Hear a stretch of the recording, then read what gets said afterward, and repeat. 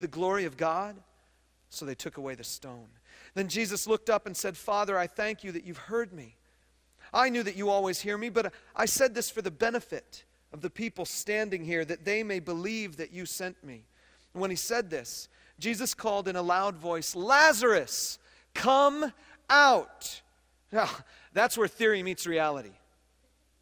I mean, because you can say the theory all you want. You can say, I have the power of life and death in my hands. You can say, one of these days, I will raise people back to life. That's all well and good. That's all theory. But when Jesus stands in front of a grave and he yells out, Lazarus, get out here.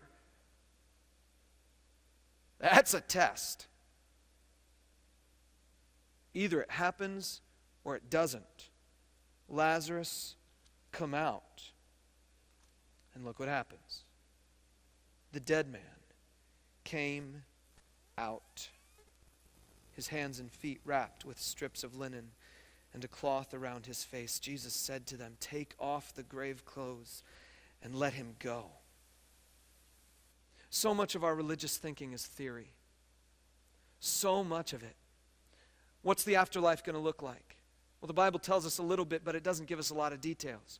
Are we going to be sitting on a cloud playing a harp? Are we going to be walking on streets of gold behind a pearly gates? Are we going to be doing work here on the earth? Are we going to populate other planets? There's a lot of unknowns because eternity is a long time and our imaginations are very big. And you know what? All of that stuff is theory. The Bible doesn't give us a roadmap for eternity. It tells us a little bit of entering eternity, but then the roadmap for eternity from that moment on all the way is up to God to decide as He chooses. So anything that we think about eternity is really just theory. So much of our religious thinking is theory. But here is the point where theory meets reality. Jesus says, come out, and He does. Jesus claimed to have the power of life in Himself. He tested it, and He proved it. He proved it more than once. I mean, you know the story. You know the story of Jesus and His followers sitting around the table. A man named Judas getting up and leaving the table. You know the story of Jesus in the garden when Judas comes up to Him and betrays Him. You know the story of the soldiers taking Him to the high priest. You know the story of Jesus being flogged and whipped in an unjust trial and eventually crucified on a Roman cross as a common criminal. You know the story of all of that. But we're going to look at the eyewitness account right here, John chapter 19. Flip just a couple pages over.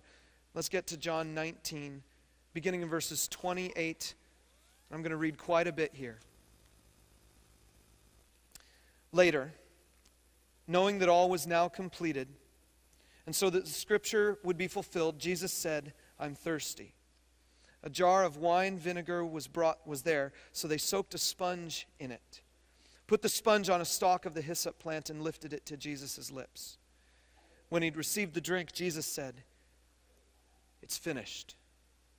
With that, he bowed his head and gave up his spirit. Now it was the day of preparation, and the next day was to be a special Sabbath. Because the Jews did not want the bodies left on the crosses during the Sabbath, they asked Pilate to have the legs broken and the bodies taken down. The soldiers therefore came and broke the legs of the first man who'd been crucified with Jesus, and then those of the other. But when they came to Jesus and found that he was already dead, they did not break his legs. Instead, one of the soldiers pierced Jesus' side with a spear, bringing a sudden flow of blood and water. The man who saw it has given testimony, and his testimony is true. He knows that he tells the truth, and he testifies so that you also may believe. These things happened so that the scripture would be fulfilled, not one of his bones will be broken. And as another scripture says, they will look on the one they have pierced. I want to give you a blank to fill out. Here is the truth. Jesus really died. He was pierced in the side, and a sudden flow of blood and water came rushing out. That is a symbol of the blood splitting up from the plasma in the blood and the two coming out separately, which only happens after a person has died. The Romans knew how to kill people. They did it effectively. Jesus really died. Later, Joseph of Arimathea asked Pilate for the body of Jesus. Now, Joseph was a disciple of Jesus, but secretly because he feared the Jews. With Pilate's permission, he came and took the body away. He was accompanied by Nicodemus, the man who earlier had visited Jesus at night. Nicodemus brought a mixture of myrrh and aloes, about 75 pounds. Taking Jesus' body, the two of them wrapped it in spices, in strips of linen. This was in accordance with Jewish burial customs. At the place where Jesus was crucified, there was a garden, and in the garden a new tomb in which no one had ever been laid. Because it was the Jewish day of preparation, and since the tomb was nearby, they laid Jesus there. Here's the second blank for you to fill in. Jesus was securely buried.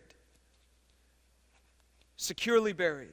We aren't told in this gospel, but in other gospels we are told that Pilate put a big stone in front, just like had been done for Lazarus, to secure this grave, to secure this tomb. Jesus was securely buried. Keep reading. Early on the first day of the week, while it was still dark, Mary Magdalene went to the tomb and saw that the stone had been removed from the entrance. So she came running to Simon Peter and the other disciple, the one Jesus loved.